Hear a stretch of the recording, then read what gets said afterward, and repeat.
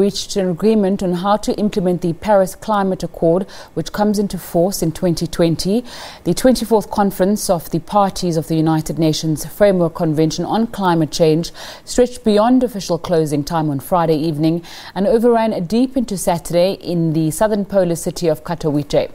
The UN Climate Conference hammers out rule books for implementing the Paris Agreement.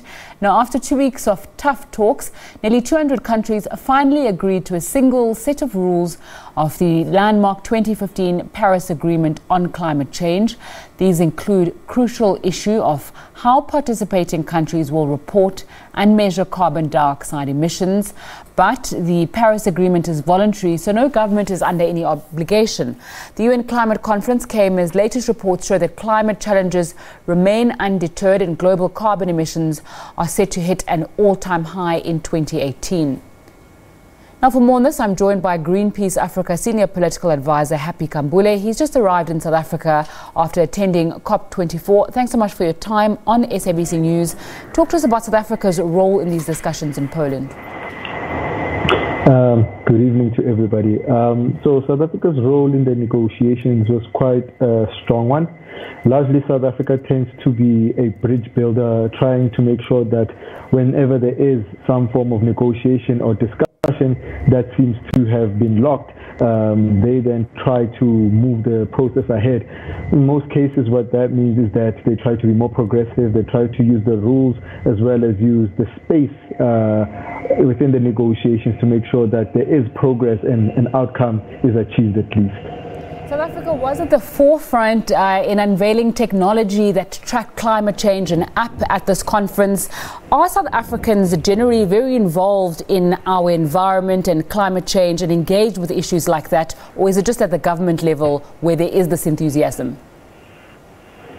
I think the public in general is starting to become more involved in the environmental space, but what we are also seeing is that not only is it government, but it's also business and academia and then civil society. But there has been a large progress in terms of awareness. There's been large progress in terms of participation in these kinds of meetings as well as in innovation spaces. So the general discourse in South Africa is moving ahead, and there are more and more people talking about what is going on in climate change, what are the different avenues in order to deal with it, and what are the small steps that each person can take. We saw that there was an impasse in Poland and that there was political back and forth before there were certain issues agreed on. Give us a little bit more of an insight as to why this was happening. So there were largely three issues that were at stake. One of the main ones was how do we differentiate between developed country parties and developing country parties reporting on their actions as well as the type of mitigation initiatives they're taking back at home. The second thing is how do we then take the emission reduction outcomes from, let's say, the clean development mechanism, which is a market mechanism where people participate in paying for reducing emissions through a market process. How do we take those market processes or those market outcomes into the Paris Agreement, because those form part of the Kyoto Protocol? And then the other one was basically essentially what are we going to do, or how are we going to all come together in what process in order to take stock after 2020 on where are we and what do we do next. So we spoke earlier on about the voluntary nature of it, and we know that a rule book has been created, but countries don't specifically have to stick to that. So how will that be managed? So there's what they call a facilitative compliance mechanism, which will try to facilitate a process of complying with whatever thing that you are not doing. So, for example, if you are not able to report on your emission reductions or on your actions around adaptation, on how you're going to deal with climate change, there will be a process which will help you to understand how you can do it right. That will be done by a team of experts from different countries, and then they will be able to give you the necessary process as well as support in order to get to a point where you can comply. But however, there's also an avenue where if it is almost impossible for you to be able to do what you said you're going to be able to do, you can then revise what you said you wanted to do. But largely the whole process is around whether or not you can stick to what you had voluntarily said you would do. Countries like Russia, the United States and Kuwait were said to be not that eager to join into the party, if I can say that. Can you give us an insight into the behind-the-scenes discussions and how you get countries like that on board and get them to be more enthusiastic about what was signed and what took place at COP24?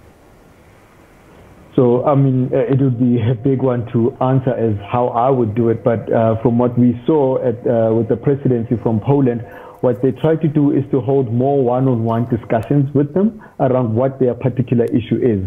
In some cases, what then happened, if it was a dispute between two different countries holding two different positions, you then have a process where it's just the two of those countries, including the facilitator, who would then ensure that at least they get into a landing ground.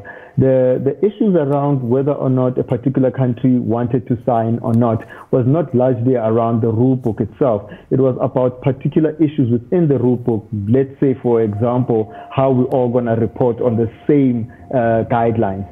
The discussion here was that a lot of the developed countries didn't want developing countries to have a different set of rules in which they should be reporting. But that was kind of dealt with, at least in part at this point in time, where essentially what is envisaged is that all countries will eventually end up with the same set of rules to report. However, right now, all the developing country parties will be given a chance to progressively get to a point where they can report at the same level as developed countries. So those are some of the politics that were going on. It was largely around why are we having two sets of rules, or how are the rules applied in two different ways, whether it's developed or developing countries.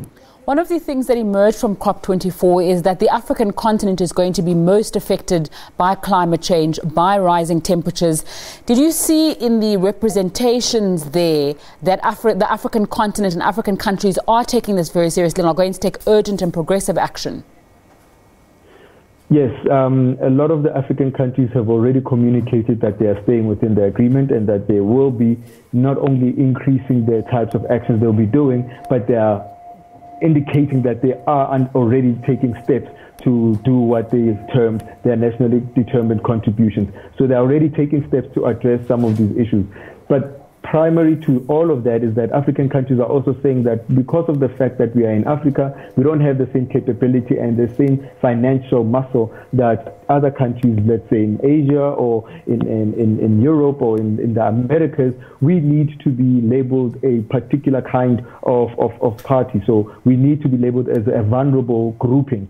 And being labeled a vulnerable grouping means that you get access to different kinds of support. And that's what the African countries are looking for, that we need the support in order to continue to do more. And if we are needed to do more, the only way we can do it is to get the necessary support. That would mean finance and technology. But otherwise, the African countries, in terms of the negotiations, were very progressive. They were making sure that all the issues that are coming out of Africa are on the table, issues such as adaptation and trade and various other issues around loss and damage. Thanks so much for your time. Greenpeace Senior Political Advisor, Happy Khambule. Now, South Africa's first solar-powered desalination plant is ready to start pumping water to the residents of Witstrand near Riversdale in the Southern Cape. The project is a collaboration between the Western Cape and French governments. It's going to provide the small town in the Hiseko municipality with a much-needed precious resource. Witstrand is one of many small towns in the region feeling the impact of the drought. The desalination plant will bring much-needed relief to residents. The plant will churn out 73 kilowatts of power to convert salt water to drinking water. Basically, it's the very first plant actually in South Africa and